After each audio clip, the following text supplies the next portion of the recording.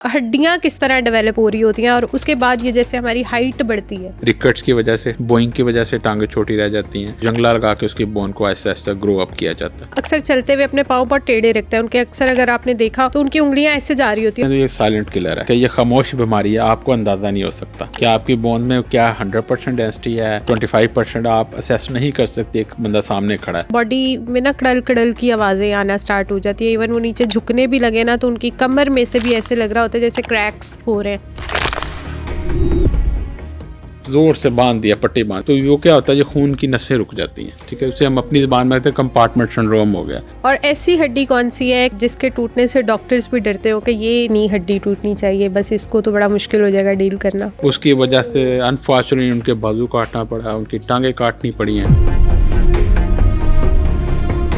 क्या आप जानते हैं कि कद छोटा रह जाना भी एक बीमारी है और इसके छोटे रहने की वजह से आपके बाकी कौन से ऑर्गन्स इफेक्ट हो रहे हैं? आपकी बॉडी में हड्डियों का कितना बड़ा रोल है और ऐसा कौन सा फ्रैक्चर है जो अगर हो जाए तो उसके बाद ठीक होने के चांसेस नहीं होते? और अगर कभी कोई फ्रैक्चर हो जाए तो आपको फौरी तौर पर डॉक्टर के आने से पहले क्या करना चाहिए, ये सब आज हम जानेंगे डॉक्टर आमिर सुहेल से। तो इस पॉडकास्ट को एंड तक लाजमी देखें। Thank you so much for coming doctor Aamir Suhail.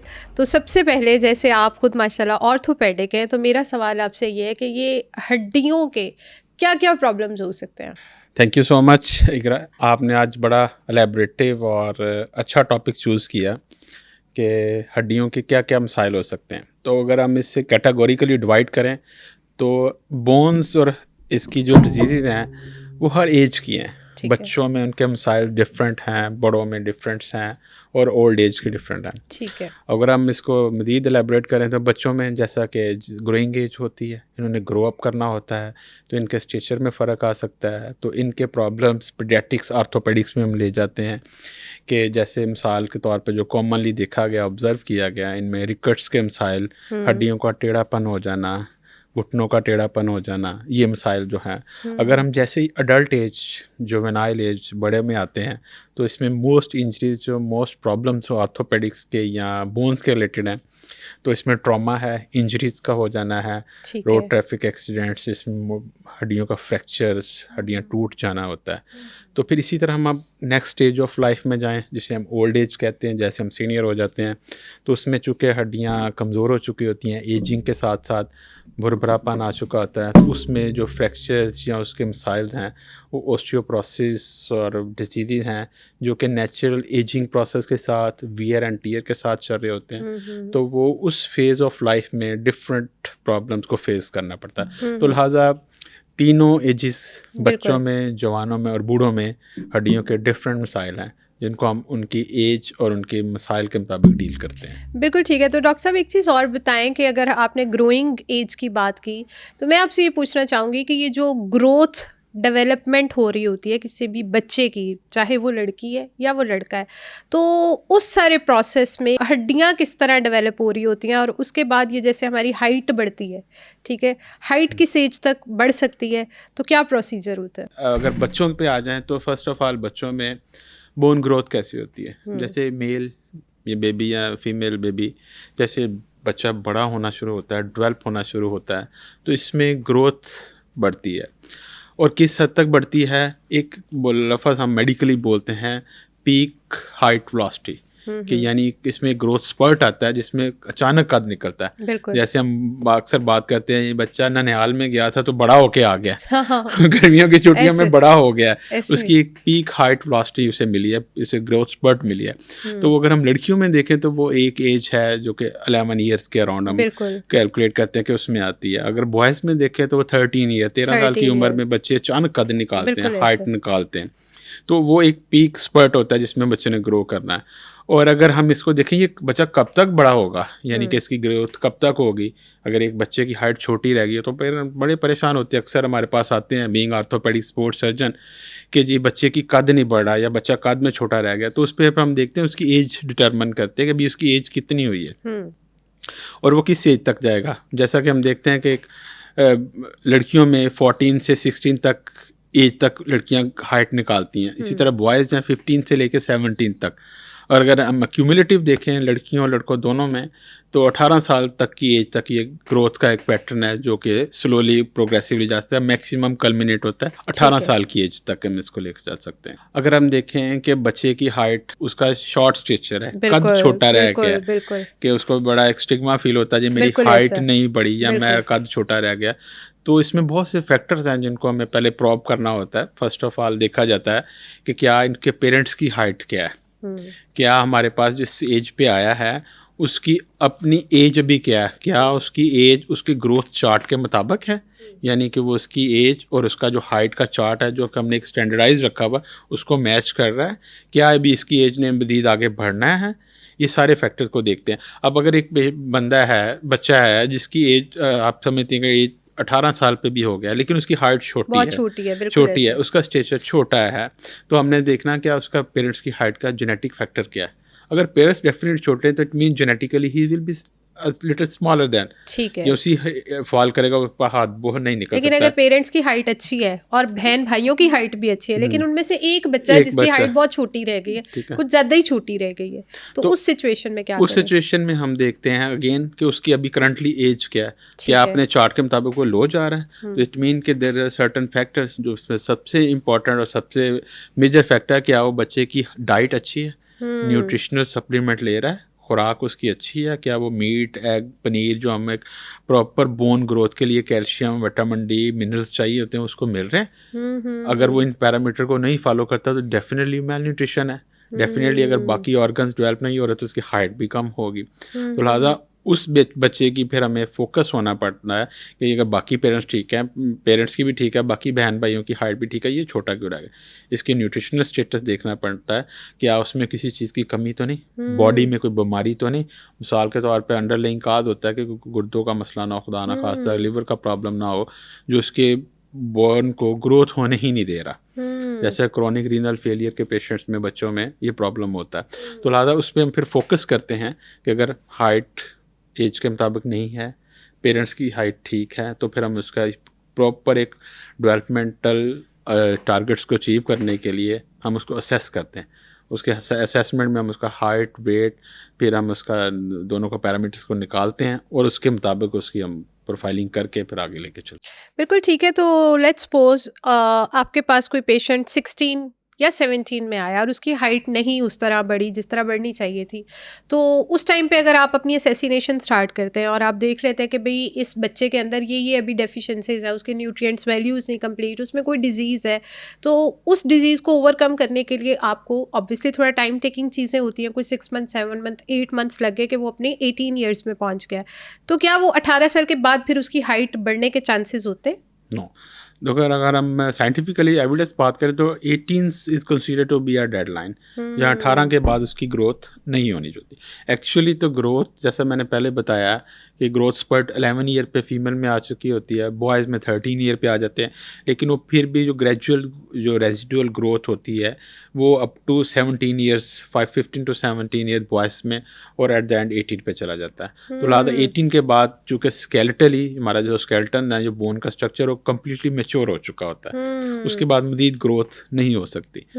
तो फिर भी अगर कोई बंदा चाहता है कि मैं अपना कद लंबा करना है, मैंने ग्रोथ करना है, तो फिर उसमें डेफिनेटली डाइट्स का तो कोई रोल नहीं रह जाता। ऑफ कोर्स डाइट का रोल रह जाता है कि उसको हमने कितना बोन को स्ट्रॉन्ग करना है, कितना उसको प्रोटेक्ट करना है, उसका डेवलपमेंट कैसे करनी है, मज़ीद उसको स्ट्रेंथन अप कैसे करना है।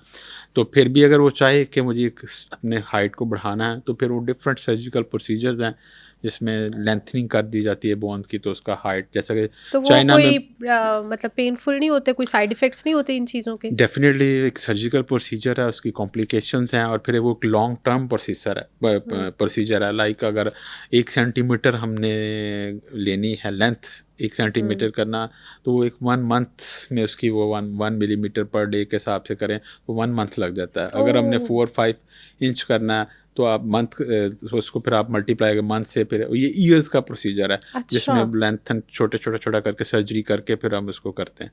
तो इसमें मैक्सिमम कितनी हाइट आप लोग बड़ी कर लेते हैं? डिपेंड करता है ना कि जो हमारे पास एक बंदा है, बच्चा है, कि उसकी अपनी हाइट कितनी है।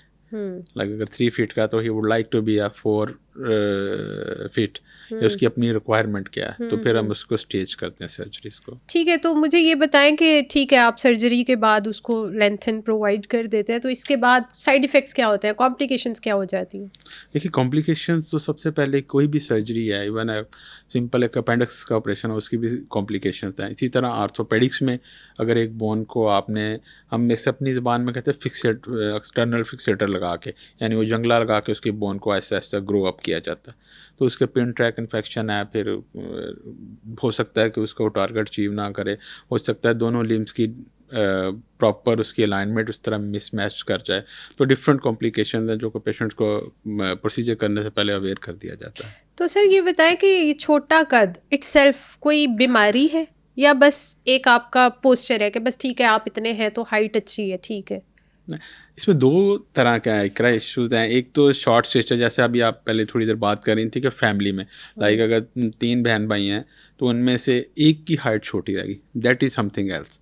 अगर एक है शॉर्ट स्टेचर, जैसे ड्वार्फ होते हैं, बिल्कुल ऐसे जैसे हमारे एक बड़े अच्छे एक्टर भी हैं वो ड्वार्फ हैं, छोटे बिल्कुल, कद के, बिल्कुल। हमें छोटे कद के लोगों को उनको कंसीडर किया जाता है, that is a disease, that is a problem that have to be addressed. इसी तरह फिर कुछ मेटाबॉलिक डिजीज़ हैं बोन्स की, जिसमें आपके कैल्शियम डेपोजिशन नहीं होती है, फॉस्फोर डेपोजिशन नहीं होती, तो उस पेशेंट में रिकट्स की वजह से, बोइंग की वजह से टांगें छोटी रह जाती हैं, और फिर कुछ की डेवलपमेंटल ग्रोथ नहीं हो पा रही होती, वो सारे होते हैं। वो हैं सारे कंजेंटल इश्यूज जो कि कद ही नहीं बढ़ने देते, that need to be address as a disease. अगर एक कद का, वैसे जैसे हम बात कर रहे थे कि उसका बच्चा मेल न्यूट्रिशन है, खुराक अच्छी नहीं थी, पेरेंट्स की हाइट छोटी है, जेनेटिक फैक्टर ऐसे हैं, तो that is not a disease, ठीक है ना, वो एक नेचुरली उसकी हाइट छोटी रह गई। लाइक सम कुछ बहन भाई हैं 6 फुट 2 इंच कद है, ठीक है ना, और कुछ की 5'6" हैं, 5'7" है, तो 5'7" इज़ नॉट एबनॉर्मल, बिल्कुल बिल्कुल। एबनॉर्मल इज़ बिलो 3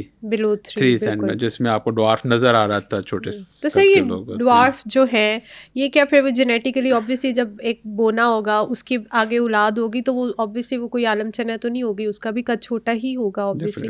तो मुझे ये बताएं कि फिर इनकी मतलब ग्रोथ को या इनके जो आगे बच्चे हैं ये ऐसा नहीं हो सकता कि उनसे नॉर्मल बच्चे पैदा होना स्टार्ट हो जाए?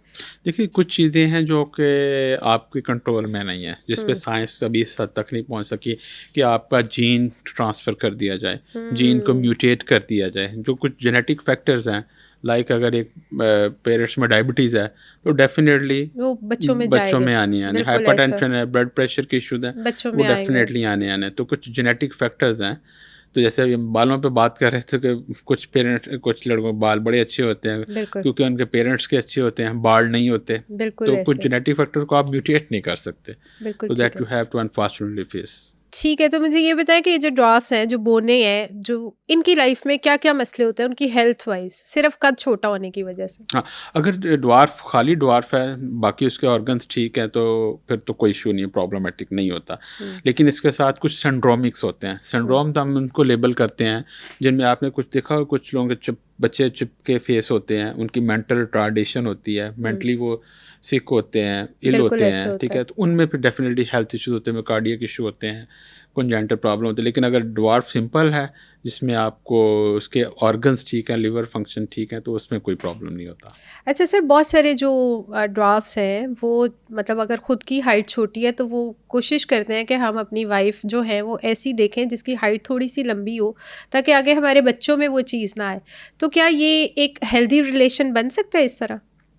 डेफिनेटली ये तो डिफिकल्ट क्वेश्चन है कि हेल्दी रिलेशन का मैच कैसे होगा पहले। मतलब देखिए ना, एक इंसान खुद छोटा है लेकिन वो एक्सपेक्ट कर रहा है अपने बच्चों के लिए कि भाई नहीं, मैं पार्टनर अपना ऐसा चूज कर लूँ कि आगे मेरी नस्ल में प्रॉब्लम ना आए, तो फिर उनकी हेल्थ वाइज प्रॉब्लम्स आ सकते हैं बच्चों में भी, या उस बंदी के लिए भी कोई प्रॉब्लम हो सकता है? आई डोंट थिंक सो, क्योंकि अगर एक नॉर्मल हेल्दी इंडिविजुअल्स हैं तो उनके बच्चों में होंगे, देयर इज चांसेस कि उनका फादर पैटर्नल साइड से अगर उसको फैक्टर ऐसा मिल रहा है कि उसमें ड्वार्फ है, अदर अदरवाइज हेल्थ वाइज कोई इनको इश्यूज नहीं हो। मतलब हेल्थ वाइज बच्चे wise नॉर्मल issue ही नहीं, रहते हैं, कोई इस तरह का इशू नहीं आता। बिल्कुल। ठीक है, हमने ग्रोथ पे बात कर ली, तो अब हम थोड़ा सा आगे बढ़ते हैं कि जब आपकी ग्रोइंग एज ख़त्म हो गई 18 के बाद, आप बच्चे गिर जाते हैं, चोटें लग जाती हैं, तो ये जो हड्डी हमारी फ्रैक्चर होती है, इसके बाद फिर उसको फौरी तौर पे फर्स्ट एड क्या होना चाहिए? जैसे अभी हम बच्चों से बढ़ के आ गए हैं बड़ों के, अब ये मिडिल एज आ गई। मिडिल एज में हमारे बहुत से यंगस्टर हैं, मोटरसाइकिलिस्ट हैं, वन व्हीलर हैं, बिल्कुल ऐसे। ठीक है, घर में लड़कियां थोड़ी नॉटी हैं, सीढ़ी से गिर गया बच्चा, बिल्कुल बिल्कुल। लड़का गिर गया, फुटबॉल खेलते हुए गिर गया, ये सारी वो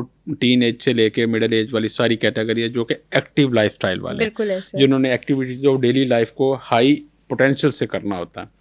तो डेफिनेटली जब आप हाई गेम खेलते हैं तो हाई रिस्क भी होते हैं। तो अगर एक्सीडेंट हो जाए तो हड्डी टूट जाए, अगर टांग की हड्डी टूट गई है तो इमीडिएटली फर्स्ट ऑफ ऑल तो हमें उसको सप्लिंट कर देना होता है। मिसाल के तौर पे घर पे कोई गिर गया, सीढ़ियों से गिर गया, आप हॉस्पिटल करीब नहीं हैं, तो आप सबसे पहले उसको सप्लिंट कर दें। आप यानी उसको सीधा करके, कोई भी आपके पास घर में स्टिक है, रॉड है, उसके साथ आप उसको कर दें ताकि उसका टेढ़ापन ना हो, ताकि ब्लड सप्लाई या खून की जो नसें वो कॉम्प्रोमाइज़ ना हो। और जैसे ही आप उसको स्टेबलाइज कर देंगे, पट्टी बांध के सीधा करके, तो दो फैक्टर आप अचीव कर लेंगे। नंबर 1, एक तो पेशेंट का पेन थोड़ा सा रिलीव हो जाएगा, दूसरी उसकी डिफॉर्मिटी ख़त्म हो जाएगी, तीसरा उसका जो फैक्टर है कि उसकी कोई ब्लड वैस्कुलर या उसकी कोई कॉम्प्रोमाइज़ नहीं होगी। तो इमीडिएटली फिर आप हमारे पास बड़ी अच्छी सर्विसेज हैं 1112 इसके तो हॉस्पिटल ले जाएं, तो फिर हम उसको फर्दर करते हैं।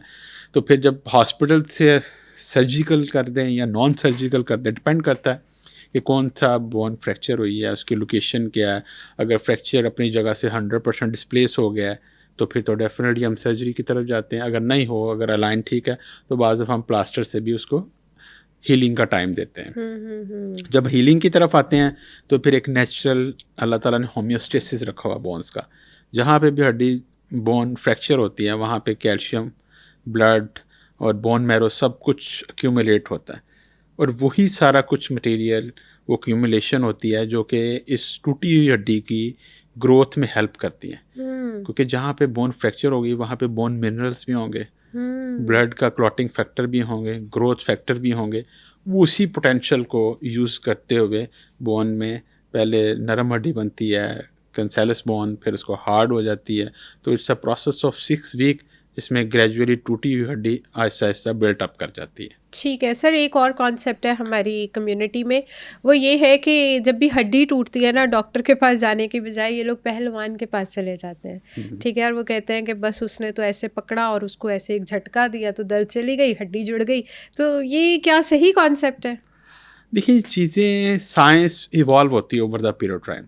अगर आप आज से 30 साल पहले या 40 साल पहले चले जाएं तो how many orthopaedic surgeon there were in the country. ठीक है, 40 साल पहले, 50 साल पहले कितने ऑर्थोपेडिक सर्जन थे जो पाकिस्तान में थे। ठीक है, उससे पहले इनको ट्रीट तो किसी ने करना था, वो सारे हम पहलवान का नाम दे दें, कायरोप्रैक्टर का नाम दे दें, एक्यूपंक्चर दे दें, डिफरेंट लोग थे जो कि इनमें अपनी अपनी महारत रखते थे। देखिए, जो भी हड्डी टूटेगी उसने हील तो होना। अगर हड्डी की अलाइनमेंट ऐसे भी पड़ी है ना, तो बाय नेचर उसका होम्योस्टेसिस, उसका मैकेनिज्म ऐसा है कि उसने जुड़ जाना। अच्छा। तो जो पहलवान होते थे वो डेफिनेटली इसको अलाइन कर देते थे, वेल बैलेंस कर देते, तो of course with the passage of experience भी थे, तो वो हड्डी को अलाइन करते तो वो जुड़ जाते थे। लेकिन अनफॉर्चुनेटली ये ऐसा हुआ कि जैसे जैसे हमारा साइंस और हमारे स्पेशलिटी डेवलप होती गई, उधर से उनके जो एक्सपीरियंस्ड और तजर्बाकार लोग थे वो ख़त्म होते गए पहलवानों से, तो ये सारा मेडिकल की तरफ शिफ्ट हो गया। जिसको एक पता है, लाइक अगर एक फ्रैक्चर यहाँ से हुआ है तो अब being a doctor, orthopaedic sports surgeon, मुझे पता है कि इसको मैंने कैसे अलाइन करना है, किस पोजीशन में रखना है और कितनी देर बाद फिर वेट डालना है। ये चीज़ें एविडेंस के बगैर तो नहीं आ सकती, नहीं आ सकती। तो इसी को हम फॉलो करते हुए वो ट्रेडिशनल पहलवानशिप से आर्थोपेडिक सर्जन पे आए। फिर उसमें इतनी रिफाइनमेंट हो गई कि पहले हम एक ऑपरेशन था, लाइक कंधे का जो बार बार निकल जाता है पहलवान से, या कबड्डी का प्लेयर है या मोटरसाइकिल वाले का, तो आज से पहले कंधे का पूरा चीरा दिया जाता, तो खोला जाता, ऑपरेट किया जाता। अब चूँकि मेरी स्पेशलिटी है, हम कैमरे से 4 मिलीमीटर के कैमरे से आर्थोस्कोपिकली जाते हैं, उसको रिपेयर कर देते हैं, और कुछ अर्से बाद कबड्डी का प्लेयर अपने मैदान में होता है। इसी तरह नीज इंजरीज की बात कर लें, नी में जो मोस्टली तो हमारे मोटरसाइकिल से लोग गिरते हैं, बाहर की दुनिया में फुटबॉल, हॉकी के प्लेयर में नी की इंजरी जिसमें पट्टा टूट जाता है, तो इसका भी इलाज यही है, कैमरे से करते हैं। बिफोर दैट वो पूरा घुटने को खोला जाता था, वो पट्टा नया डाला जाता। अब 4 मिलीमीटर के कैमरे से आप नया पट्टा भी डाल देते हैं। उसका हमें एडवांटेज ये होता है कि जो प्लेयर्स है या आम बंदा है जिसका इंजरी हो गई है, वो रिटर्न टू प्ले या रिटर्न टू डेली एक्टिविटी फ़ौरन आ जाता है। डे के सर्जरी होती है, मिनिमल सा उसमें इंसिजन होता है, उसी शाम वापस चला जाता है। उसकी रिकवरी अर्ली है, उसकी कॉस्ट इफेक्टिवनेस हो जाती है। एक बंदे की ओपन सर्जरी हुई, वो 6 हफ्ते के लिए बेड पे पड़ा है, एक की होल सर्जरी है, वो अगले दिन बैक टू नॉर्मल लाइफ आ गया। तो ये सारे फैक्टर्स को एडवांटेज आते हैं। ये सारी चीज़ें एक पहलवानी तरह से शुरू करें, फिर ऑर्थोपेडिक सर्जन, फिर स्पेशलिटी पे आ जाएं, तो वो एक डेवलपमेंट है और इस चीज़ों को आहिस्ता आहिस्ता बेहतरी की तरफ गई हैं। तो लिहाजा चूँकि अब हमारे पास रिसोर्स हैं, अवेलेबिलिटी है, स्पेशलिटी अवेलेबल है, तो हमें फोकस इंस्टेड ऑफ कि आप एक क्वैक के पास जाएं, पहलवान के पास जाएं, एक क्वालिफाइड डॉक्टर के पास जाएं जो इस चीज़ का स्पेशलिस्ट है, ताकि आपका ट्रीटमेंट प्रॉपर हो सके और आप बैक टू लाइफ आ सकें। बिल्कुल ठीक है डॉक्टर साहब, मुझे ये बताएं कि जैसे आपने मुझे बड़ा अच्छा एक्सप्लेन कर दिया कि पहलवानों का क्या रोल था और अब डॉक्टर्स का क्या रोल है, तो मुझे ये बताएं कि क्या आपके पास ऐसे कोई वर्स्ट केसेस आए हैं जिन्होंने पहलवानों से अपनी हड्डियों का बेड़ा गर्क करवा लिया और वो आपके पास आ गए कि बस अब पहलवान के पास नहीं जाना, अब आप मेरी हड्डी ठीक कर दें, तो वो कौन से केसेस हैं? देखिए, अनफॉर्चुनेट बात यह है कि चूँकि बात पहलवानों की इतनी हो रही, जो लोग काम कर रहे हैं, क्वैक्स जिसको हम लेबल कर देते हैं, इनको थोड़ा सा पता ही नहीं है कि अगर एक फ्रैक्चर, बच्चे का फ्रैक्चर हो गया, एल्बो फ्रैक्चर हो गया है, तो उन्होंने 4 फटियाँ लगा के ज़ोर से बांध दिया कि भाई जिस जगह पे फ्रैक्चर हुआ है, अगर आपके हाथ में किचन में काम करते हुए नाइफ़ लग जाए तो उस पर भी ब्लड निकलता है, उसमें स्वेलिंग होती है। 72 आवर्स तक उसने स्वेलिंग का या सोजिश का पूरा प्रोसेस बॉडी ने रिस्पॉन्स देना है। तो वो क्या करते हैं कि लगा देते हैं इसी तरह, ज़ोर से बांध दिया, पट्टी बांध। अब उसके नेचुरल ब्लड भी अंदर बच्चे का गिरा है, तो फ्रैक्चर की जगह ब्लड भी है, सोजिश भी है, तो वो क्या होता है, जो खून की नसें रुक जाती हैं, ठीक है। उसे हम अपनी ज़बान में कहते हैं कंपार्टमेंट सिंड्रोम हो गया। तो विदिन 72 आवर्स उसका कंपार्टमेंट ये है कि पूरा लिम्ब खाला हो जाता है, बाजू, हाथ। और मैंने बहुत से केसेस देखे भी हैं जो कि सिर्फ इस वजह से कि जिस बंदे ने भी फटियाँ बांध दी, उसको ये नहीं पता था कि इसके खून की नसें नहीं काम कर रही, उसकी वजह से अनफॉर्चुनेटली उनके बाजू काटना पड़ा, उनकी टांगें काटनी पड़ी हैं। तो लिहाजा अगर देखें, बाहर की दुनिया में कायरोप्रैक्टर बैठे हैं जो कि कुछ ना कुछ मैनिपुलेशन करते हैं, but they are properly trained. Unfortunately अगर आपको ट्रेनिंग भी नहीं है और आपको अपने काम का भी पता नहीं हो, आपके इसको कॉन्सिक्वेंसेस का भी नहीं पता, तो they definitely should not touch the patient, ठीक है। आप सिर्फ इस वजह से कि आप पट्टी लगा लेते हैं, वो इतनी टाइट कस के पट्टी बांध देते हैं कि आपका ख्याल हड्डी जुड़ जाएगी, ऐसा नहीं है। इसके बड़े ख़तरनाक नतीजे हैं, बाजू ज़ाया होने का, टांग ज़ाया होने का बड़ा अंदेशा होता है। मतलब मेरा भी मानना ये है कि अगर खुदा ना खास्ता आपको कोई ऐसा इशू आ गया है, तो बजाय आप ये इधर उधर पहलवानों के पास जाएं या किसी और के पास जाएं, आप पहले प्रॉपर उसका एक्सरे करवाएं, आप उसको देखें कि भाई प्रॉब्लम कहाँ पे फॉल कर रहा है। फिर किसी डॉक्टर जो ज़ाहिर है पढ़ के यहाँ तक पहुँचते हैं, उनको कहें कि भाई अब इसको ट्रीट करें। तो जब हम इधर उधर चले जाते हैं तो हम अपने केसेस और वर्स्ट कर लेते हैं, कॉम्प्लिकेशन बढ़ जाती है। देखिए, अभी मैं सिंपल सी मिसाल दी ना, अब तो एक एक्सरेज जो हैं वो आपके अगर करीब तरीन को छोटा सा हॉस्पिटल भी है, इवन के DHQ THQ basic health unit के लेवल पे भी एक सिंपल एक्सरे हो जाता है, उस फ़ौरन पता चलता है फ्रैक्चर है, ठीक है। अब वो दौर नहीं रहा कि जी हम बड़े शहर में लेके जाएंगे तो वहाँ पे पट्टी कर डॉक्टर से इलाज करवाएंगे, वो कॉन्सेप्ट ख़त्म हो गया कि हर बंदे को लाहौर ले जाओ। मतलब अब देखिए, आप ओकाड़ा बात कर लें, बावलपुर बात कर लें, हर जगह टीचिंग हॉस्पिटल बन गए हैं, बड़े बड़े हॉस्पिटल हैं, अच्छी सर्विसेज अवेलेबल हैं। तो डेफिनेटली जब आपके पास, मैं वही बात कर रहा हूँ, ये 40 साल पुराना दौर नहीं है कि सारा कुछ पहलवान नहीं करना। You have qualified orthopaedic surgeon जो कि डिस्ट्रिक्ट लेवल पे और तहसील लेवल पे मौजूद है, ठीक है। अब तो सुपर स्पेशलिटी का दौर है, स्पोर्ट्स सर्जरी, कैमरे से ऑपरेशन पाकिस्तान में हो रही है, स्पाइन सर्जरी की फेलोशिप पाकिस्तान में हो रही है। इसी तरह पीडियाट्रिक बच्चों की ऑर्थोपेडिक की पूरी एक स्पेशलिटी है जो कि अवेलेबल है, ट्रेन पीडियाट्रिक बच्चों को डील करते हैं, ठीक है। तो जब ये सारी सिस्टम में चीज़ें अवेलेबल हैं, तो मेरा ख्याल अगर फिर भी कोई बंदा पहलवान के पास जाके वो अपना नुकसान करना चाह रहा, तो फिर वो उसकी अपनी ही चॉइस है। डॉक्टर साहब, एक चीज़ और बताएं कि लड़के और लड़कियां आफ्टर देयर टीनेज वो इकट्ठे ही ग्रो कर रहे होते हैं, लेकिन लड़कियों की हड्डियां इतनी सॉफ्ट और नाजुक और वो सेंसिटिव क्यों रह जाती हैं, जबकि बॉयज़ कोई भी चीज़ आराम से उठा लेते हैं, वज़न भी उठा लेते हैं, वो स्ट्रॉन्ग होते हैं, लेकिन लड़कियां कंपैरेटिवली बहुत नाजुक सी होती हैं, ऐसा क्यों होता है? क्या अच्छा। डिफरेंशिएशन क्या है इनमें? देखिए, कोई जेंडर डिस्क्रिमिनेशन नहीं है कि बोन्स ने देखना है। ये एक जेनेटिक फैक्टर्स हैं नंबर वन, कि फीमेल्स में अगर आप बोन्स की लेंथ देखें तो स्मॉल लेंथ है, अच्छा। जैसे कि फीमेल की हार्ट छोटी होती है इन कंपैरिजन टू मेल।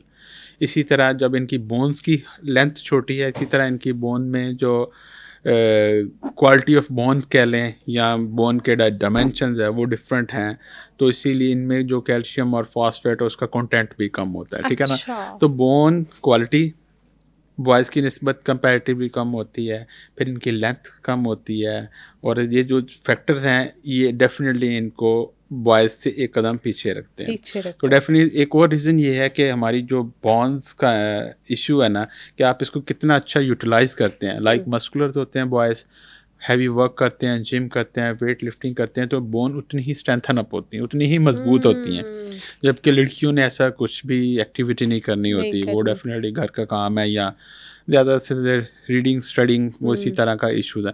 तो लिहाजा उसमें बोन की स्ट्रेंथनिंग कंडीशन जो होता है ना, बॉयज़ में पोटेंशियल ज़्यादा होता है। तो इसी वजह से बॉयज़ की बोन भी होता है, हालांकि दोनों एक ही घर में रह रहे हैं, एक जैसी डाइट ले रहे हैं, बिल्कुल। लेकिन जो बाय नेचर उनकी डायमेंशंस का फ़र्क है, लेंथ का फ़र्क है, बोन कंटेंट का फ़र्क है, मिनरलाइजेशन का फ़र्क है, वही फ़र्क उनको प्रॉन करता है कि अगर एक सेंसिटिविटी लेवल और इसका फिर जब इंजरी का लेवल आता है, तो अगर एक मतलब इसी इंटेंसिटी की चोट अगर बॉयज़ को लगे तो वो टॉलरेट कर जाते हैं, नहीं, लड़कियां नहीं कर अगर पाती। लड़की को लगे तो वो उनका फ्रैक्चर का या हड्डी के टूटने का काफ़ी ज़्यादा चांस होता है। डॉक्टर साहब, क्या यही रीज़न होती है कि लड़कियों या औरतों के बारे में कहा जाता है कि ये बुढ़ापा भी इन पे थोड़ा जल्दी आ जाता है इंस्टेड ऑफ मैन, कि वो ज़रा आदमी लेट जो है वो बूढ़ा होता है लेकिन औरत जल्दी से हो जाती है? लेकिन अल्लाह ताला ने जब नेचर्स देखा जाए तो फीमेल में कंटिन्यूस हार्मोन पैटर्न और उसकी डिस्टरबेंस और उसकी रेगुलेशन का एक पूरा मैकेनिज्म है। जैसे ही ग्रोथ स्पर्ट की हमने बात की थी कि बच्चियाँ लड़कियाँ अर्ली उनकी हाइट निकल आती है, they grow earlier than the boys. लेकिन जब एक पीक आता है लेवल का, फिर उन्होंने एक फैमिली प्रोसेस से गुजरना है, उनकी शादियाँ होनी है, बच्चों का मामला होना है, तो बिल्कुल। उसमें भी बोन को रीमॉडलिंग होनी है, हार्मोन का बैलेंस ख़राब होना है। When they go to the next phase of, जब उनके बच्चे होंगे तो डेफिनेटली मदर फीड और सारे फैक्टर जिसमें उन पे कैल्शियम की लेवल का कम आना, फिर भी उनकी बॉडी बोन्स और बॉडी पे उसका असर आता है। फिर अगर हम इससे भी अगली स्टेज में जाएँ ख़वातीन में, तो हम उसमें देखते हैं कि अर्ली मीनोपाज, उसमें बिल्कुल, फिर बिल्कुल। हार्मोन का ख़त्म हो जाना बॉडी से, फिर इन रिएक्शन बोन में ऑस्टियोपोरोसिस हो जाना, बोन का कमज़ोर हो जाना, ये सारे फैक्टर जो कि हार्मोन के रिलेटेड हैं और सारे के सारे अनफॉर्चुनेटली फीमेल को टॉलरेट करने पड़ते हैं। तो यही एक वजह है कि उनका कंपैरिजन अगर मेल से करें तो फीमेल में बोन्स के जो डिजीज़ हैं या बोन्स पे उनके एडवर्स इफेक्ट हैं या बोन्स जिससे कमज़ोर हो जाती हैं वो फीमेल में ज़्यादा हैं in comparison to man. Male. अच्छा जी, मुझे यहाँ पे फिर ये बताएं कि जैसे आपने बताया कि एक औरत के अंदर बहुत सारी चेंजेस हो रही होती हैं डे बाय डे, जबकि आदमियों में उतनी चेंजेस नहीं होती, हार्मोनल चेंजेस भी होती हैं, सब होता है। तो इन्हें कैसा लाइफस्टाइल चाहिए, इन्हें कैसी रूटीन अडॉप्ट करनी चाहिए कि ये इन चीज़ों को ओवरकम बहुत आसानी से कर सकें और ख़ुद को बहुत हेल्दी लाइफस्टाइल में रख सकें? अगर हम बात करें ना हेल्दी लाइफ, तो दोनों के लिए ही ज़रूरी है, मेल और फीमेल दोनों के लिए। तो हम चूँकि फोकस ये कर रहे हैं कि ख़वातीन में बोन्स की डिजीज़ ज़्यादा होती हैं, बिल्कुल। ऑस्टियोपोरोसिस अर्ली आ जाता है या बाकी प्रॉब्लम ज़्यादा अर्ली आ जाते हैं, तो इनको हमें एक्टिव लाइफ और न्यूट्रिशनल अपनी डाइट का ज़्यादा बेहतर ख्याल करना है। जैसे घर में एक माँ अपने बच्चों को तो पहले खाना खिला देती हैं, आप खुद एंड पे खाते हैं। खाती है मेरा बिल्कुल। इसमें कॉन्सेप्ट है मदर को पहले खाना चाहिए, उनको अच्छी डाइट पहले लेनी चाहिए। अगर वो हेल्दी फिट होगी तो पूरी फैमिली, एक पूरे कुंबे को लेके चल सकेगी। बिल्कुल ऐसे। तो एक न्यूट्रिशनल फैक्टर, अच्छी डाइट जिसमें दूध, पनीर, दही, अंडा, सारा ये डाइट अच्छी रहे, ठीक है। दूसरा हम कंसीडर ये करते हैं कि हमारे घर में ख़वातीन हैं, वो कहती हैं जी हम सारे घर के काम कर रही हैं तो हम बड़ा वर्क हमारे ऊपर, हम ओवरलोडेड हैं, हम काम करती रहती हैं, ये हमारी exercise. It's not exercise, it's routine. जैसे एक बंदा घर से जॉब पे जाता है, डॉक्टर, इंजीनियर, व्हाटसोएवर, उसकी रूटीन है, जिसका जो पर्सनल टाइम है जिसमें उसने आपको एक्सरसाइज करनी है, मे बी वॉक कह लें, उसे वॉक कर ले, योगा कर ले, कोई जिम चले जाएं, तो ये सारी चीज़ें हमारी ख़वातीन को भी अडेप्ट करनी चाहिए। बेशक उसमें टाइम कंस्ट्रेन है, लेकिन अपनी ज़ात के लिए निकालना। फिर तीसरा आ जाता है कि जब हम second third stage of life में जाते हैं जिसमें हार्मोन ख़त्म हो रहे होते हैं बॉडी से, मीनोपाज की स्टेज आ रही होती है, तो उसमें अब बहुत मेडिकल फील्ड में अच्छा सिस्टम आ चुका हुआ है, अच्छी जिद्दत आ चुकी हुई है कि बहुत से हार्मोन्स रेगुलेशंस को कंटिन्यूसली लॉन्ग टर्म पेशेंट को देते हैं, फीमेल को देते हैं, जिस पे उसके बॉडी पे हार्मोन ख़त्म होने के जो एडवर्स इफेक्ट आते हैं वो ख़त्म हो जाते हैं। अच्छा। और उनकी बोन्स जो हैं वो हेल्दी रहती हैं और जो ऑस्टियोपोरोसिस अर्ली आता है वो कम हो जाता है। और जब इसके साथ ऐड ऑन होता है एक्सरसाइज तो बोन की स्ट्रेंथ बेहतर होती है, उसमें फ्रैक्चर और बुरबरापन के चांसेस कम हो जाते हैं। ठीक है, अब देखा गया स्टडीज़ है, रिसर्च है कि जो लोग रनिंग करते हैं, ट्रेडमिल करते हैं, वॉक करते हैं, उनमें जॉइंट्स के प्रॉब्लम कम होते हैं इन कंपैरिजन टू जो कि लेजी होते हैं। जैसे कि वो कहते हैं ना, हमारे बड़े कहते हैं मंजी पे आते बंदा मंजी हो जाता है, वो सेम कॉन्सेप्ट है कि अगर आपके मसल्स और हड्डियां मजबूत इसीलिए हैं अगर आप एक्टिव हैं, अगर आप उनको यूज़ कर रहे हैं प्रॉपरली। ठीक है, तो लिहाजा ख़वातीन के जो मसाइल हैं उनमें ऑफ कोर्स न्यूट्रिशन को ख्याल करना है, अपनी लाइफस्टाइल को थोड़ा सा एक्टिव करना है, वॉक कर लें, जिम कर लें, रनिंग कर लें, जो आपको पसंद कर लें। और नेक्स्ट स्टेज में जाएं तो अच्छे अपने फिजिशियन से आप अपनी डाइट में वो सारे हार्मोन रिप्लेसमेंट थेरापीज़ और न्यूट्रिशनल फैक्टर्स को उसमें ज़रूर ऐड ऑन करें।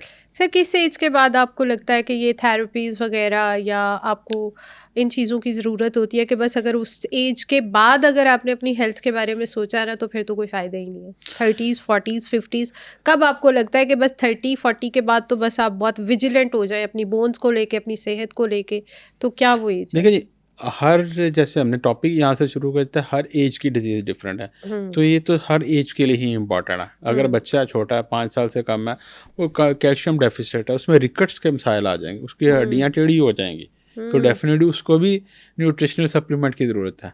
मिडल एज पे आ जाते हैं जिसमें हमारा सारे का सारा ही मेल हो या फीमेल हो, मैन हो या वुमेन हो, सारे जंक फूड, कार्बोनेटेड ड्रिंक्स और इस पे लगे हुए हैं, तो उसमें भी कैल्शियम अब्जॉर्प्शन ख़त्म हो जाता है, उसमें भी आपको डेफिनेटली ज़रूरत पड़ती है। तो उसमें भी हेल्दी फूड्स, फ्रूट्स और इसके साथ आपको सप्लीमेंट लेने ही लेने हैं। ठीक है, अगर हम बात करें ना कि सिर्फ हमारा डिपेंडेंट है कि हमारे पाकिस्तान में सन बहुत ज़्यादा तो हमें विटामिन डी मिल रहा है, तो ऐसा नहीं है। इस पर भी स्टडीज़ की गई हैं कि एक जो वर्किंग मैन या वुमेन है वो कितने टाइम सन एक्सपोजर को होता है, नॉट मोर देन 2 hours। ऐसे ही है। ठीक है, हम अगर हम अभी इस रूम में बैठे हैं, देयर नो ना सन एक्सपोजर, और फिर एक पीक टाइम होता है जिसमें आपको बॉडी को, स्किन को क्या विटामिन डी की अल्ट्रा वे जो लाइट चाहिए होती है स्पेसिफिकली, वो उसमें like early in the morning होती है। और फिर जो अर्ली इन द मॉर्निंग हम ले भी रहे हैं तो कितने बॉडी कितने पार्ट को मिल रहा है, फेस एंड हैंड्स, जैसे 9% of the whole body that is considered. ठीक है, तो लिहाजा आपको सप्लीमेंट ऐड ऑन करना ही करना है in the form of vitamin D कर लें, कैल्शियम कर लें, कॉम्बिनेशन कर लें। तो ये मिडिल एज पे भी डेफिनेटली ज़रूरत। फिर आ जाती है थर्ड स्टेज ऑफ लाइफ, जैसे हम सीनियर हो गए, बूढ़े हो गए, ओल्ड एज चले गए, तो उसमें तो डेफिनेटली जैसे हमने अभी डिस्कस किया, ख़वातीन को ज़्यादा ज़रूरत है हार्मोन रिप्लेस थेरापी की, और साथ एक कंटिन्यूस ऐड ऑन कर लें कि ये हमने ये अपनी डेली रिक्वायरमेंट है कैल्शियम की 1200 मिलीग्राम और विटामिन डी की जो रिक्वायरमेंट है daily basis capsule, tablet form में, व्हाट्सएवर लाइक, ये हमने अपनी डेली डाइट के साथ ऐड ऑन करना है। तो लिहाजा आपके question, back to your question कि किस एज से ज़्यादा एक्टिव हो जाएं, वो तो तीनों ही इंपॉर्टेंट है। लेकिन अगर आप मिडिल एज में आ गए हैं, you are 35 and you are touching 40, then you must be active and vigilant about your health, about your bone health. तो मुझे ये बताएं, कुछ लोगों के ना मतलब अगर रूटीन से हट के मतलब उन्होंने 2-3 दिन ज़्यादा काम कर लिया, बहुत ही ज़्यादा काम कर लिया, उनके रूटीन में उतना काम नहीं था, उन्हें बहुत चलना पड़ गया है, कोई गेम ऐसी कर लिया, तो उनकी बॉडी में ना कड़ल कड़ल की आवाज़ें आना स्टार्ट हो जाती है। इवन वो नीचे झुकने भी लगे ना तो उनकी कमर में से भी ऐसे लग रहा होता है जैसे क्रैक्स हो रहे हैं। तो इसकी क्या रीज़न होती है, क्या इसके पीछे वजह क्या बनती है? अच्छा, इस पे एक बड़ी रिसर्च हुई है। आप जैसे कड़ल की आवाज़ करें, हम जैसे क्रैम्प्स बोलते हैं, जैसे काफ मसल है, पिंडलियाँ हैं, इसमें क्रैम्प पड़ गया जी, खचाव आ गया, तनाव आ गया, शदीद पेन हुई, इस पे भी बड़ी एविडेंस है और बड़ा रिसर्च है कि एक तो जो सबसे इम्पोर्टेंट, अगर हम प्लेयर्स या खिलाड़ियों की बात कर लें या एक एक्टिव बंदा है वैसे सनी डे में काम कर रहा है, तो इसमें सबसे इम्पोर्टेंट फैक्टर डिहाइड्रेशन, आपका इलेक्ट्रोलाइट इम्बैलेंस होना। ये दो ऐसे फैक्टर हैं कि जिसमें पानी कम पीना, या आपके स्वेटिंग बहुत ज़्यादा हो गई, या आपको कोई डिजीज़, डायरिया, वॉमिटिंग कोई ऐसा हुआ जिसमें आपका इलेक्ट्रोलाइट, जिस्म से नमकियात की कमी हो गई, मेनली ड्यू टू स्वेटिंग, गर्मियों में ज़्यादा होता है, तो उसमें मसल्स के अंदर जो उसका तनाव होता है उसमें क्रैम्प या खचाव या जो आप वर्ड चूज कर रही थी सर, इनमें एक से तो कोई यूज क्रैम्प कर होता लें। है ना कि वो आपकी बॉडी में आपको ऐसे लगेगा जैसे खलियां पड़ गई हैं सारी, Yes, ठीक है, yes. आपकी टांगे ऐसे लगेंगी कि बस नहीं चल सकेंगी, खिंचाव पीक पे है। लेकिन एक चीज होती है कि बॉडी में से आवाजें आना स्टार्ट हो जाती है। इवन आप नमाज भी पढ़ने लगो ना तो आपको प्रॉपर वो फील होगा कि कमर में से कोई पटाखे टाइप से कड़ल से निकल रहे हैं, आपकी टांगों में से निकल रहे हैं, आपके घुटनों में से निकल रहे हैं। तो उसके पीछे क्या रीजन होती है? क्या इसको भी हम क्रैम्प्स ही कहते हैं? नहीं, इसको क्रैम्प्स तो मसल्स में होते हैं, इसको बिल्कुल। हम जो जॉइंट्स की बात कर रहे होते हैं, हाँ। ठीक है ना। स्पेशली नी जॉइंट्स में आवाज़ें आती हैं आपको, बिल्कुल क्रैकिंग साउंड्स कहते बिल्कुल, हैं इसको, क्रैकिंग क्रैकिंग साउंड्स साउंड्स हैं, कहते हैं ना। बिल्कुल। तो अगर हम देखें तो इसमें बड़ा इंटरेस्टिंग बात यह है कि कुछ नेचुरली कुछ लोगों को हॉबी होती है अपने ये फिंगर्स को खींचना, हाँ, वो तो पटाखे करते रहते हैं। निकालते हाँ, ये हैं, ऐसे अभी भी कर दिया जैसे मैंने। आप कर रही हाँ, हैं, अभी कर आई दिया। कैन नॉट डू दैट, ठीक है ना। हाँ, ये तो एक नेचुरल सा ये है। नेचुरल है। नेचुरली ये है कि जॉइंट्स जितने भी है ना इसमें लुब्रिकेंट्स हैं, फ्लूइड है, नेचुरल फ्लूइड है। जब आप इसको पुल करते हैं, पुश करते हैं, तो फ्लूइड पानी अंदर से ऊपर नीचे होता है ना, तो उसकी क्रैकिंग साउंड आती है, जैसे हम पटाखे कहते हैं, उंगली से पटाखा नहीं बिल्कुल, करते। बिल्कुल। सिमिलरली अगर जॉइंट्स में बात करें तो नेचुरल एक फ्लूइड है जो कि मूव करता है, तो आपका क्रैकिंग साउंड होती है। डेफिनेटली ये तो हेल्दी लोगों में, जो हेल्दी हैं, कोई भी इसमें डिजीज़ नहीं है। कुछ ये प्रॉब्लम क्रैकिंग साउंड आते हैं, जैसे आप मैंने भी बात कर रहे थे, व्हेन यू टच द 40 तो आपके बोन्स में चेंजेस आना शुरू होती हैं, तो डेफिनेटली नी जॉइंट में सबसे पहले आती हैं। तो इस क्रैकिंग साउंड्स की वजह ये है कि आपका ये जो नी कैप है, पटेला है, जब ये मसल थाई के मसल्स कमज़ोर होते हैं तो उसकी मेल ट्रैकिंग हो जाती है। अगर वो अपनी एक जगह से मूव कर रहा होता है, मतलब मोबिलिटी है उस जॉइंट की, पटेला नी कैप की, तो वो जैसे ही डिस्टर्ब होती है तो उससे पटेलो फेमरल स्पैन सिंड्रोम अपने लेबल करते हैं, वो डी ट्रैक हो जाता है। उसकी भी अगेन रीज़न वजह यह है कि मसल्स थाई के मसल कमज़ोर होते हैं, तो वो डी ट्रैक होता है। जब वो डी ट्रैक होता है तो क्रैकिंग साउंड्स आती हैं आपको, यू फील कि there is something wrong. Specially जब आप स्टेयर्स पे चढ़ रहे होते हैं, सीढ़ियाँ चढ़े होते हैं, उतर रहे होते हैं, उस टाइम ये ज़्यादा पेन भी फील होती है और आवाज़ें भी आती हैं। जैसे ज़मीन से उठते हैं, नमाज पढ़ने वक्त बहुत ज़्यादा फील होता है ऐसे। तो इनडेफिनेटली ये वो लोग होते हैं जो दे आर बिटवीन 35 एंड 45, उसमें जहाँ मसल मैथ थोड़ा कम हो रहा होता है, एक्टिविटी हो नहीं रही होती है, तो उन लोगों में ये ज़्यादा होती हैं। तो पैथोलॉजिकली हम उनको कहते हैं ये पैटेलोफेमरल पेन सिंड्रोम है। तो उनको करेक्शन करने के लिए वही हम बातें अभी कर रहे, थोड़ा सा अपने आप पर टाइम देना है, एक्टिविटी को करना है, हेल्दी एक्टिविटी स्ट्रेंथन अप करना है, मसल को मजबूत करना है और इनको अच्छी डाइट देनी है। तो मतलब अगर आप इस चीज़ से बचना चाहते हैं तो आप अपनी 20s या 30s में ही अपनी आदत बनाएं कि जिम भी जाएं, वॉक भी करें और डाइट भी अच्छी लें, फिर आपको ये कभी इस तरह के क्रैम्प्स या क्रैकिंग साउंड्स फील नहीं होंगे। तीनों बिल्कुल ठीक है। तो अब मुझे ये बताएं कि हमारे पोस्चर की वजह से क्या क्या हेल्थ वाइज इश्यूज हो सकते हैं? अभी हम कुछ दिन पहले ही मैं डिस्कस कर रहा था कि बैड पोस्चर, तो बैड पोस्चर को हम एलेबोरेट करें कि सिर्फ हम ही इस तरह नहीं बैठते टेढ़े होके, ऐसे ही है, ठीक है ना। हमारी जो चेयर्स है इसका भी बड़ा इंपॉर्टेंट रोल है। अच्छा। एक पूरा अर्गोनॉमिक्स एक साइंस है कि अगर मैं इस टेबल पे बैठा हूँ तो मेरा, अगर मैं डेस्क जॉब करता हूँ, मैं आईटी गाय हूँ, तो मैंने किस तरह अपने कलाई को किस लेवल पे रखना है, लैपटॉप कैसे यूज़ करना है, मेरी जो टीवी की स्क्रीन है, लैपटॉप की स्क्रीन है, वो मेरी आई लेवल पे होनी चाहिए, मेरी बैक जो उसको फुली कंटूर और सपोर्ट होना चाहिए, तो जो मेरी चेयर्स हैं इसका वेल बैलेंस होना चाहिए। तो ये सारे अर्गोनॉमिक्स उसी फॉल करते हैं। इट्स जस्ट नॉट लाइक कि मैं एक टांग पे बैठा तो मेरा पोस्चर ख़राब हो गया। तो सारे फैक्टर अगर लाइन है तो आपकी बॉडी भी बैलेंस रहती है। तो इसको मेंटेन करने के लिए आपने इन सारे फैक्टर्स को कंट्रोल करना है और फिर अपनी पोजीशन को भी बढ़ाना। अब बहुत से जो एक सबसे ख़तरनाक पोजीशन है वो स्कॉल्डेड है। आप ऐसे झुक के आपकी कमर जो है सी शेप हो जाए तो सबसे ज़्यादा स्ट्रेन उस टाइम आपको पड़ती है। मसल की स्ट्रेन, लिगामेंट्स की स्ट्रेन, बोन की स्ट्रेन, पे स्पाइनल कॉर्ड पे स्ट्रेन।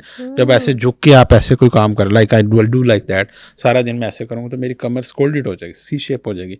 तो इसका इतना एडवर्स इफेक्ट है कि जो नेचुरल अल्लाह ताला ने एक बॉडी कंटूर रखा है वो सारा ख़राब हो जाता है और स्ट्रेन की वजह से बैक शुरू हो जाती है।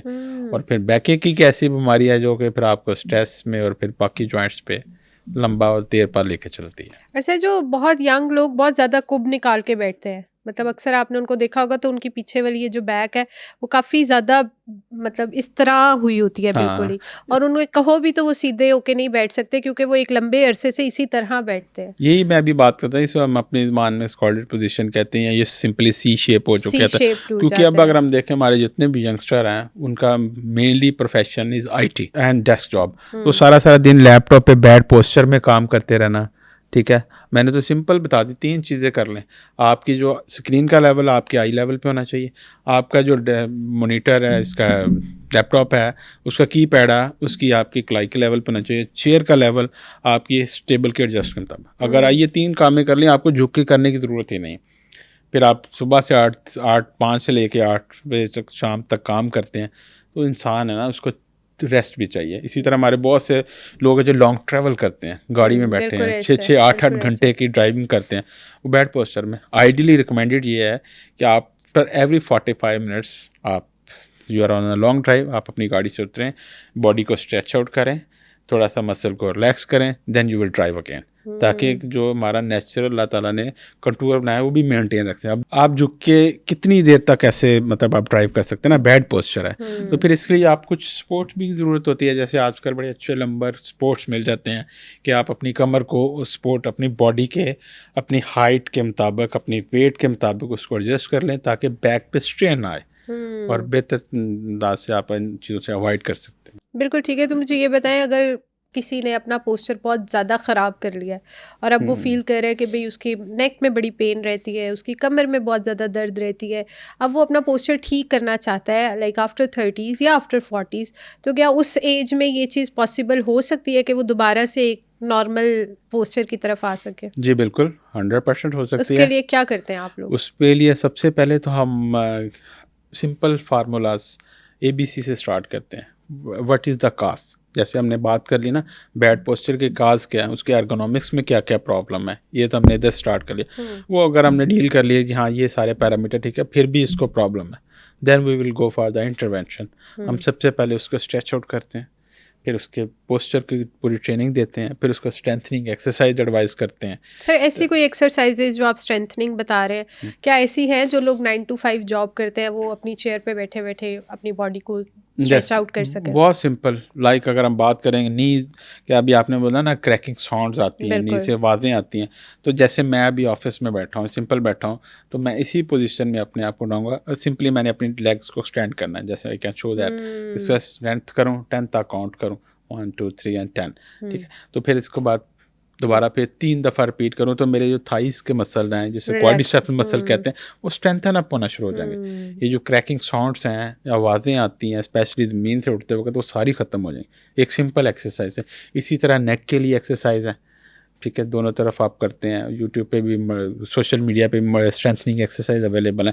आप समझते हैं जी बहुत बिजी हैं, दिन की रूटीन बड़ी हैक्टिक है, टाइम नहीं मिलता, लेकिन इन बिटवीन कोई 5 7 10 मिनट तो मिल ही जाते हैं। बिल्कुल, तो आप ये अगर गूगल से, यूट्यूब से देखें तो नेक के लिए, बैक के लिए हुए हैं, और ये ऐसी सिंपल एक्सरसाइज हैं जिसके लिए आपको स्पेशल जिम जाने की ज़रूरत नहीं है। आप अपनी ऑफिस चेयर पर बैठ के भी कर सकते हैं, और इसका एडवांटेज, ड्यूल एडवांटेज है। एक तो आपके मसल स्ट्रेंथन अप हो रहे हैं, और दूसरा अंडरलाइंग उनकी बोन्स वो ज़्यादा स्ट्रेंथन अप हो रही है।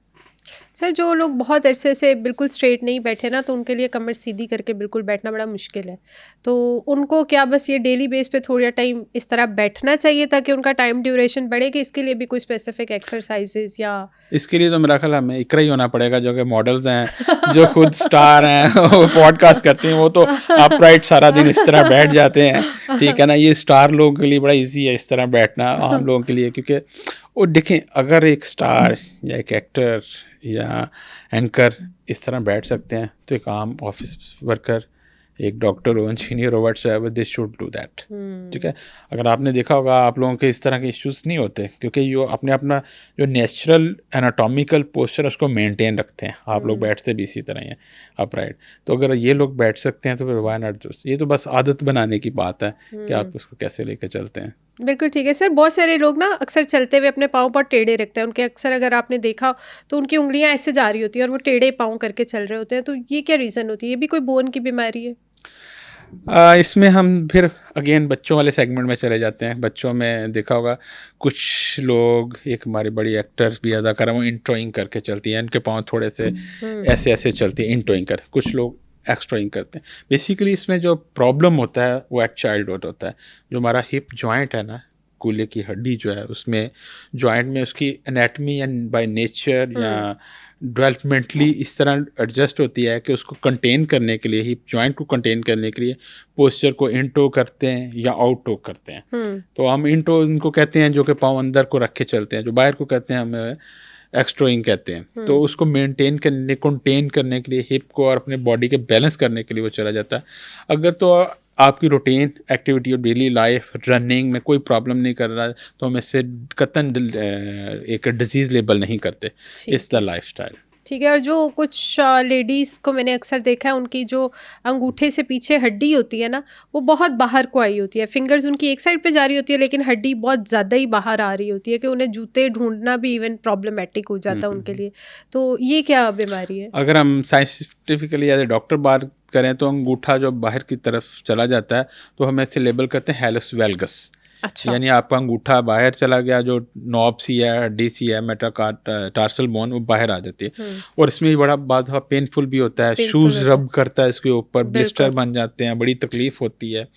तो इसमें जो बेसिक काज होता है वो तो ख़वातीन का शू पैटर्न होता है। अच्छा। अगर आपने देखा हो तो हमारी मोस्टली ख़वातीन हाई हील वो पहनती हैं, कोट शूज़ बोलते हैं, और पब एक और बोलते पम्प्स बोलते हैं। तो उनका नैरो होता है, आगे से नैरो टेपर्ड होता है। तो जब नैरो शूज़ में उंगलियां स्नगली फिट होंगी तो उनको शेप तो चेंज होगी।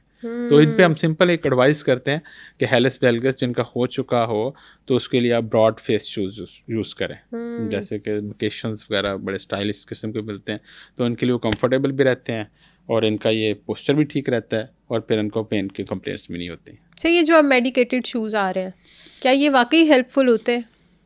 Well, there is a lot of research on this के मेडिकेटेड शूज़ ही सोल्यूशन है मुख्तलिफ प्रॉब्लम का। जैसे अभी हमने हेलस वेल्गस की, बाद लोग फ्लैट फीट होते हैं, बिल्कुल ऐसे, कुछ टिप टोज पे चलते हैं, ऐसे ही है, ठीक है ना। ये मुख्तलिफ कैटेगरी हैं। अगर हम इनकी बात करें, फ्लैट फीट की शूज़ करें, तो इनको तो सपोर्ट करता है कि आर्च को मेंटेन, फ्लैट है उनको आर्च मेंटेन के लिए सपोर्ट मिल जाता है। इसी तरह अगर हम बात करें हेलस वेल्गस, उनमें भी होता है। तो डेफिनेटली इनका मेडिकेटेड शूज़ का रोल तो है। अगर प्रॉपरली डायग्नोज हो जाए कि ये इशू है, उसके लिए ये वाला प्रॉपर शूज़ पहनना, तो इनका डेफिनेट रोल है। मुझे ये बताएं कि हमारी पूरी बॉडी में सबसे नाजुक हड्डी कौन सी? The most beautiful bone, the clavicle. अच्छा। द ब्यूटी बोन, जिसमें ख़वातीन को बहुत शौक होता है इस पे फैट नहीं आना चाहिए, ये बोन्स होनी चाहिए। सो क्लेविकल हम बोलते हैं साइंटिफिकली, ब्यूटी बोन रूटीन में बोलते हैं। This is the smallest long bone, और कहते तो स्मॉलेस्ट हैं, लॉन्ग कहते हैं, लेकिन ये स्मॉल बोन है। अगर हम बाजू की हड्डी बात करें तो इस लिहाज से छोटी है, लेकिन इसकी जो स्ट्रक्चरली इट्स सेम लाइक जो थाई बोन, जो आर्म बोन, तो ये स्मॉल बोन है और इसके फ्रैक्चर के चांस काफ़ी होते हैं। एक रीज़न है कि सबसे ऊपर भी पड़ी होती है, फिर बॉडी को और बाजू के दरमियान एक जंक्शन है, इस लिहाज से भी, और खुदा न खास्ते कोई इंजरी हो तो इसके काफ़ी चांस होते हैं कि इसका फ्रैक्चर हो सकता है। सब beautiful bone, long bone, smallest long bone, तो इससे यही सबसे ज़्यादा रिस्क पे होती है कि इसको इंजरी के चांसेस होते हैं, और यही कमज़ोर भी होती है। और ऐसी हड्डी कौन सी है कि जिसके टूटने से डॉक्टर्स भी डरते हो कि ये नहीं हड्डी टूटनी चाहिए, बस इसको तो बड़ा मुश्किल हो जाएगा डील करना?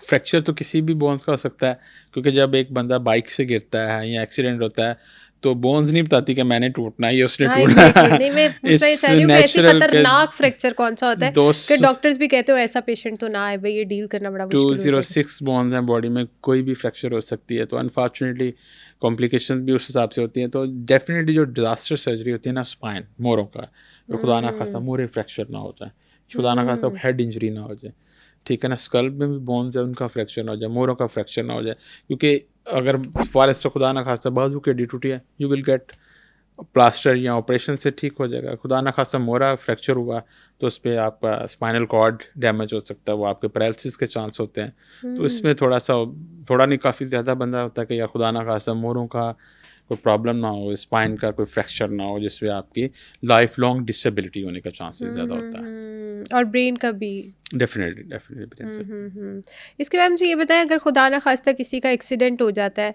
अब उसके साथ अगर कोई है तो उसकी, लेट्स सपोज मैं कहती हूँ ये उंगली टूट गई है, तो क्या ऐसा होता है कि आपकी फर्स्ट एड में आपने फ़ौरन से दोबारा उसको फिक्स करने की कोशिश करनी है कि वो लटकी है तो बस लटकी रहे, या डॉक्टर का वेट करें? तो ऐसी सिचुएशन में आप खुद से क्या एहतियात कर सकते हो? देखिए ये तो अब एक पूरी स्पेशलिटी है ना, मतलब फॉर इंस्टेंस कोई गिर गया तो आप definitely you call for help, ठीक है, 1112 कॉल कर लें, नियर बाई हॉस्पिटल ले जाएं। अगर हम उससे कहें कि हम घर पे मैनेज करें तो दैट्स नॉट फेयर। इसी तरह मैं चूँकि स्पोर्ट्स सर्जन हूँ तो हम अक्सर ये बात करते हैं कि प्लेयर मैदान में खेल रहा है, फ्रैक्चर हो गया, मैं ये नहीं कह सकता कि उसका जो कोच है फ़ौरन उसका फ्रैक्चर ठीक कर दे, क्योंकि उसको नहीं पता। मिसाल के तौर पे कंधा निकल गया, कोच को नहीं पता कि वो कंधा सामने साइड से निकला है, बैक साइड से निकलना है, नीचे साइड पे निकलना, तो डेफिनेटली वो एक प्रोसेस से गुजरेगा, नियर बाय हॉस्पिटल जाएगा, वहाँ डॉक्टर देखेगा इसकी किस डायरेक्शन में निकला तो उस हिसाब से उसको छुड़ाएगा। इसी तरह अगर इवन के स्मॉल फिंगर है जैसे जॉइंट, अगर आपको मैं कहूँ जी आप सीधा करके खींच दें तो हो सकता है आप उसका रिवर्स कर रहे हैं, तो डेफिनेटली आई वुड सजेस्ट के करीब भी जो भी आपके अवेलेबल मेडिकल प्रोफेशनल्स अवेलेबल हैं उन्हीं को ट्रीट करवाएं, उन्हीं को करें। आप घर लेकिन पे सर ये कोई जो मजीद घरों में अक्सर हो जाता है, बच्चे गिर जाते हैं, कोई चोट लग जाती है, तो अक्सर ज़्यादातर लोग ये कहते हैं अभी गरम गरम हड्डी है, इसको जल्दी से दोबारा से फिक्स कर दो डॉक्टर पे जाने से पहले। तो क्या ये चीज़ मतलब करनी नहीं, ये चाहिए? बिल्कुल गलत है, बिल्कुल गलत है। ये वही बात होगी कि अब अगली स्टेज पे चलेंगे, पहले हम क्वैक पलवानों पे कह रहे थे, अब ये घर वालों ने ट्रीट शुरू कर बिल्कुल दिया। बिल्कुल तो ऐसे। जिनको तो पता भी नहीं कि भाई हड्डी कौन सी टूटी है, उस हड्डी का नाम क्या है, उसके आगे पीछे खून की नसें कैसे गुजर रही हैं, क्या आपके उस सेक्शन से अगर ब्लड सप्लाई अच्छी थी, यानी ब्लड को डैमेज नहीं हुआ था, आपने फर्दर उसको डैमेज नहीं कर दिया, तो लिहाजा आप बिल्कुल ऐसा कोई इंटरवेंशन ना करें, एज अर्ली एज पॉसिबल अपने मेडिकल प्रोफेशनल को दिखाएं उसको। हमने यंग एज पे भी बात कर ली, हमने बच्चों पे भी बात कर ली, तो अब हम बुज़ुर्गों को भी नहीं छोड़ेंगे, उन पे भी बात कर लेते हैं। तो मुझे ये बताएं कि बुज़ुर्गों के ना बहुत प्रॉब्लम्स होते हैं हड्डियों के, वो एक एज भी ऑब्वियसली इस तरह की होती है, खौफ भी आता है कि इनका फ्रैक्चर ना हो जाए खुदा ना खास्ता। तो आप ये बताएं क्या जब खुदा ना खास्ता अगर इस एज में कोई फ्रैक्चर हो जाता है तो कैसे डील किया जाता है? जैसे आप दोनों साइड में डील करिए, अब आ जाते सीनियर सिटीजन्स, अगर उनमें देखें तो उनमें बोन क्वालिटी वो नहीं रहती जो कि यंग बंदों में होती है। उसकी रीज़न नेचुरल एजिंग प्रोसेस है, आपने ओल्ड एज होना है, अगर आपकी स्किन की टाइटनेस ख़त्म होगी तो डेफिनेटली बोन्स का मिनरलाइजेशन भी ख़त्म हो गया, ऑस्टियोपोरोसिस हो गई है, भुरभुरापन आ गया। तो ये वो सारे फैक्टर हैं जो कि इन सीनियर्स के लिए, हमारे बुज़ुर्गों के लिए, हमारे बड़ों के लिए बड़े ख़तरनाक हैं। तो अनफॉर्चुनेटली अगर मोस्टली जैसा कि विंटर सीज़न में आपने देखा होगा, बुज़ुर्ग रात को उठते हैं तो वॉशरूम जाना है तो लाइट नहीं है उधर प्रॉपर, या स्टेप ऐसा है कि उनको पता नहीं चले तो उनके गिरने का काफ़ी चांस होता है। और जैसे ही गिरते हैं तो डेफिनेटली दो बहुत कॉमन फ्रैक्चर इनमें होते हैं। एक तो बाजू का रिस्ट जॉइंट के लेवल पे कोलिस फ्रैक्चर कहते हैं, उसकी हड्डी टूट जाती है, या कूल्हे की हड्डी, क्योंकि हड्डियाँ पहले ही नाजुक होती हैं, भुरभुरापन उनमें आ चुका होता है, कमज़ोर हो चुकी होती हैं, तो इनमें फ्रैक्चर का चांस, और ये दो हड्डियाँ कॉमनली फ्रैक्चर होती हैं। और अनफॉर्चुनेट बात यह है चूँकि ओल्ड एज में बोन में वो मिनरल्स, कैल्शियम और उनमें वो ताकत नहीं होती कि वो एज अर्ली एज पॉसिबल उनमें हीलिंग पोटेंशियल आ सके। तो जब वो कंटेंट कम होता है तो फिर हम उनको फिक्सेशन कर दें, सर्जरी कर दें, या उसको सर्जरी के बगैर भी कोशिश करें तो बड़ों की निस्बत तो पर लॉन्ग टाइम लेते हैं। उन्हें हमें ज़्यादा अच्छी डाइट और अच्छे सप्लीमेंट और अच्छे कंटेंट देना पड़ता है ताकि वो उनकी हीलिंग का पोटेंशियल जो है ना वो वापस आ सके। तो लिहाजा ओल्ड एज में आपने कोशिश करनी है कि इनके वो पैरामीटर जो कि फ्रैक्चर का काज कर सकते हैं, एक्सेप्ट के रोड ट्रैफिक एक्सीडेंट हो गया, जो घर में आप उनका बेड, उनका वॉशरूम और उनके लाइट का इंतज़ाम ऐसा अच्छा रखें कि खुदा न खास्ता वो स्लिप या फॉल से अवॉइड किया जा सके उनको। ठीक है। मैंने एक ऐसा केस भी देखा था कि ओल्ड एज में उनकी टांग का फ्रैक्चर हो गया, और फ्रैक्चर तो ठीक हो गया कुछ टाइम के अंदर, लाइक 3-4 मंथ्स में उनका फ्रैक्चर तो नॉर्मल हो गया, वो दोबारा चलने लगे। लेकिन वो हेल्थ वाइज इतने डाउन हो गए क्योंकि उन्होंने इतनी स्ट्रॉन्ग एंटीबायोटिक्स और वो सारी मेडिकेशन कर ली थी कि उसके बाद उनका बीपी लो रहना स्टार्ट हो गया और उनकी कुछ टाइम के अंदर ही ना डेथ हो गई थी। कि मतलब इस एज में अगर हम एक चीज़ को डील करते हैं तो दूसरी चीज़ हमारी कहीं ना कहीं इफ़ेक्ट हो रही होती है। तो खुदा ना खास्ता क्या करना चाहिए अगर कोई पेशेंट आपके घर में ऐसा बन गया, हमारे बुज़ुर्गों में से किसी की टांग बाजू कुछ टूट गया, तो उन्हें मेडिकेशन की तरफ लेके जाएं, क्या करें उस सिचुएशन में? अगर हम वर्ल्ड वाइड देखें ना तो पूरी दुनिया में गैरियाट्रिक पॉपुलेशन को डील करने एक स्पेशलाइज्ड फील्ड है। अगर हम बात करें ना, आप जैसे आपने कहा जी एक फ्रैक्चर हो गया, इट्स नॉट अ फ्रैक्चर। अगर हम बात करें ना कि अगर टांग की हड्डी टूट गई तो वो सिर्फ टांग की हड्डी नहीं टूटी, क्योंकि इंसान की हड्डी टूट गई है। इंसान एज ए होल हमें उससे डील करना है। जब हम बात कर रहे हैं बुज़ुर्गों की तो बुज़ुर्गों में ब्लड प्रेशर के भी मसाइल ज़्यादा बिल्कुल होंगे, ऐसे है। शुगर के मसाइल भी ज़्यादा होंगे, उनका कार्डियक का इशू भी चल रहा होगा, उनके पल्मोनरी फंक्शन यानी फेफड़ों की भी वो कैपेसिटी नहीं रह चुकी होगी। तो जब एक फ्रैक्चर होता है, पूरी बॉडी का इम्यून सिस्टम डिस्टर्ब होता है, पूरी बॉडी का होम्योस्टेसिस डिस्टर्ब होती है। तो हमने सिर्फ फोकस से उसके कैल्शियम विटामिन दे के और प्लास्टर करके या प्लेट लगा के ही नहीं हल करना, हमने उसके बाकी अपराइट करना है।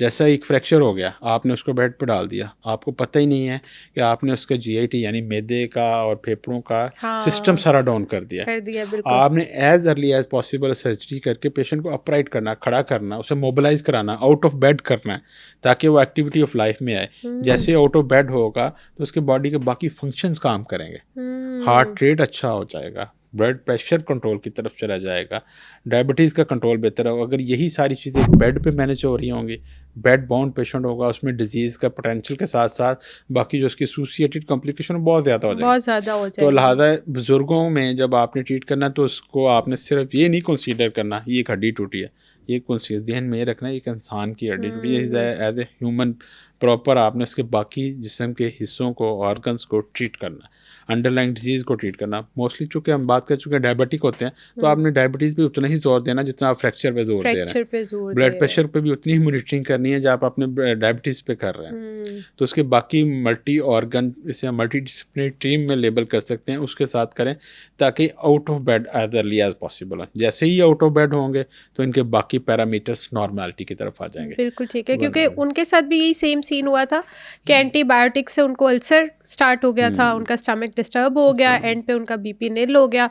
हम लोगों ने फ्रैक्चर तो डील कर लिया, चलने तो वो स्टार्ट हो गए थे, लेकिन जैसे ही वो चलना स्टार्ट हुए, वो उठे हैं, वो गिर गए दोबारा से, उनका बीपी लो हुआ, वो गिरे और 2-3 दिन के अंदर उनकी डेथ हो गई थी। अच्छा, इसमें जैसे भी ना गिर गए, इसमें बड़ा इंपॉर्टेंट है कि अभी जैसे specially in winter for the senior citizen ये एडवाइस है कि जब खुदा ना खासा रात को उठते हैं, पानी पीने के लिए उठते हैं या वॉशरूम के लिए जाते हैं, तो उसमें भी उठने का है कि पहले वो उठ के बैठें, ठीक है, ताकि उनका बॉडी का टेम्परेचर नॉर्मलाइज हो, उनका ब्लड प्रेशर नॉर्मल हो। फिर अपनी टांगें नीचे बेड से हैंग करें जस्ट फॉर 1 to 2 मिनट, ताकि उनका रिदम जो है बॉडी का या homeostasis no, then they stand up, then they walk. जब ये हम करते हैं ना, अचानक उठे फ़ौरन गिर पड़े तो एक चक्कर आ जाए, वर्टिगो हो जाए या ब्लड प्रेशर ऊपर नीचे हो जाए तो ज़्यादा चांसेस हैं इंजरी के। तो लिहाजा अपने आप को एक्लेमेटाइज करें before going to out of bed. तो जैसे अभी आपने बात की ना, वो अचानक गिरे और कोलैप्स करके, तो आप इस चीज़ को प्रिवेंट कर सकते हैं कोलैप्स होने से।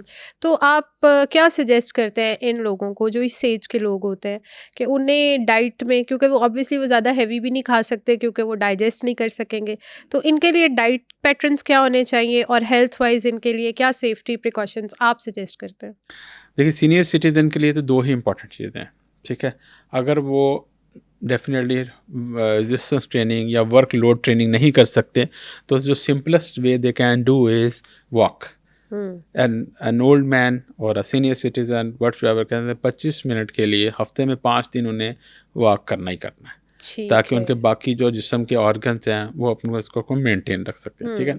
नंबर 2, अब चूँकि वो बहुत ज़्यादा खा नहीं सकते, हम तो नहीं कह सकते वो कढ़ाइयाँ खाएं या इस तरह करें, तो उसमें अपने साथ फूड सप्लीमेंट ऐड कर लें, ठीक है, कैल्शियम, विटामिन डी और इसके अलावा मुख्तलिफ़ किस्म के न्यूट्रिशियस सप्लीमेंट्स आते हैं जो कि ऐड ऑन करते हैं, ताकि उनकी जो बॉडी रिक्वायरमेंट है डेली बेसिस पे वो उनको मीट करते जाएं। मुझे ये बताइएगा कि ये जो हड्डियों का भुरभुरापन होता है, ये किस एज के बाद स्टार्ट हो जाता है? अगर हम बात करें एज वाइज, तो वुमेन्स में after 45 between 50 when they got hormonal disbalance, menopause की तरफ जाते हैं, तो डेफिनेटली उनमें और ऑस्टियोपोरोसिस और भुरापन स्टार्ट होता है। अगर मेल की बात करें तो उनको 5-10 ईयर्स के बाद इनको भी जैसे ही हार्मोन का ख़त्म तो नहीं होते, डेफिनेटली कम हो जाते हैं, तो उसमें ऑस्टियोपोरोसिस के चांसेस बढ़ जाते हैं।